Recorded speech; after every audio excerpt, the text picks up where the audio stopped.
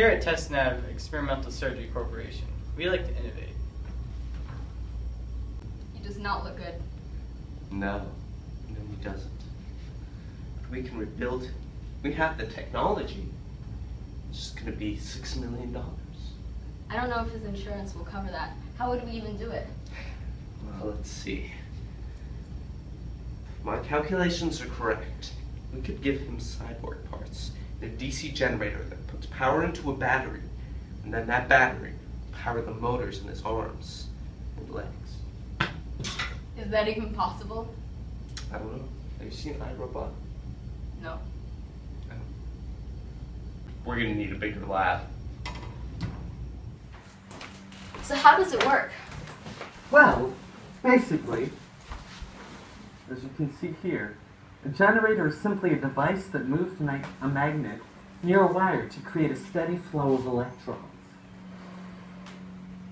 The action that forces this movement varies greatly, ranging from a hand crank to a steam engine to nuclear fission, but the principle remains the same.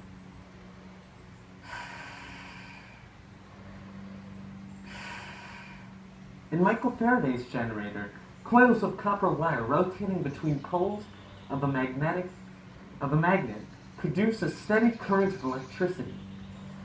As the coil spins within the magnets, electricity is produced. Then, power lines connected will take this electricity somewhere to be stored. So once we have the power, how are his arms going to work? Well, the power will be stored in this battery here.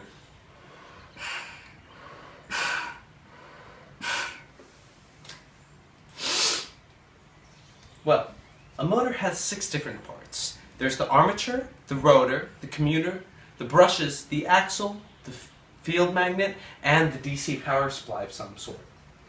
Right here. The 2 permanent magnets on the outside, known as the stators, create opposite poles on the opposite ends of the motor. Between these magnets, there's an armature, known as the rotor, which contains the electromagnet.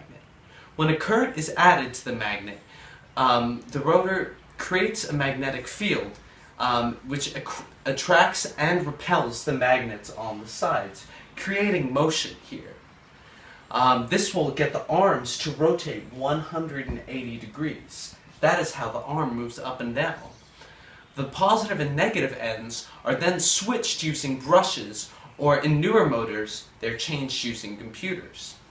The commuter and the brushes work together to let current flow through the electromagnet, and also it flips the directions the electrons are flowing at that moment. In terms of the process that both the generator and the motors use, it's very similar, except a generator creates energy where a motor uses that energy to create motion. That could result in him having supermagnetic powers. The wires on his hands and the current going through them could result in a magnetic field, and the center of that field could create a solenoid, which would have supermagnetic powers and pull everything metal in around him. That solenoid could give him enough power to rule the world. He would be a very dangerous man. You can even call him that anymore. Yeah, let's do it.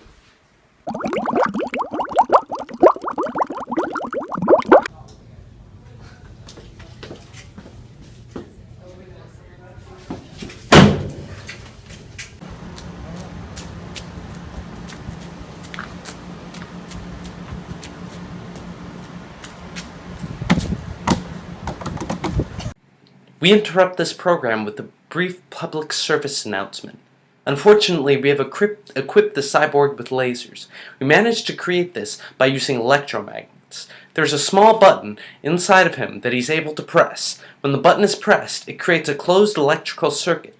The laser generator is connected to this circuit and creates lasers when the circuit is complete. The wire creating the circuit is wrapped tightly around an iron rod, and when it is magnetically charged through electricity, the rod activates and a generator through magnetism.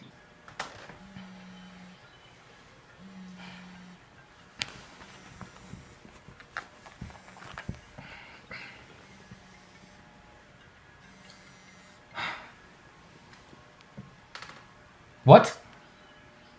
destroying the city. Slow down. Slow down. A cyborg? Send in Kirk. Mr. Spock, I've got visuals on the cyborg. Going in to confront. Stop right there! I've been sent to stop you! Set phasers to stun.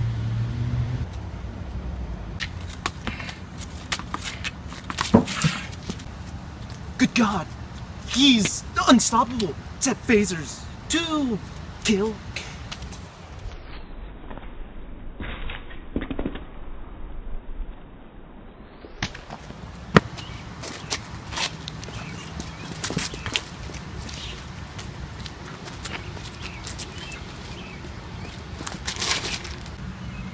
Beam me up, God.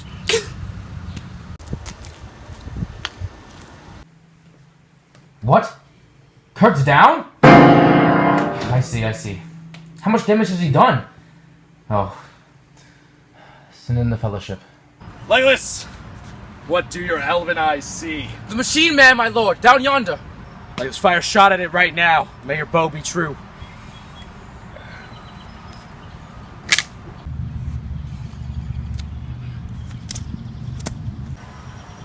Your arrow is ineffective. We need to face it head on. It's a suicide mission, my lord. We need to charge it. I know it might mean death, but there will be a day when the courage of man fails, and today is not that day. So we must fight. Ready? Yes. Get your knife out. Charge!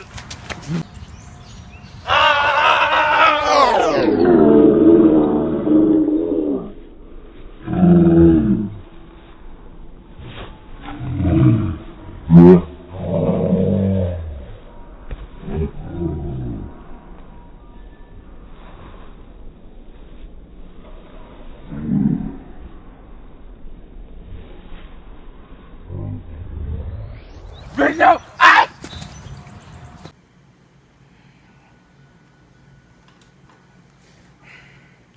I need an explanation for this. How is he destroying everything we throw at him? He's destroying the whole city.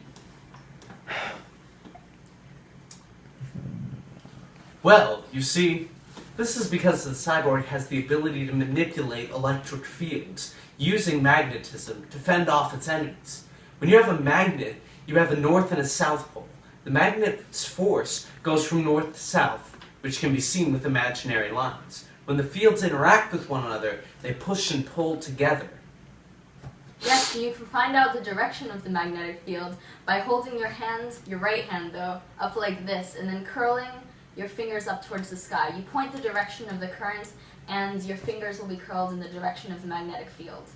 You can also find out things about the robot's powers with these formulas. Exactly. So you can't send in anything that uses metal against it. I see. Well, we're gonna have to fight fire with fire. Send in Magneto.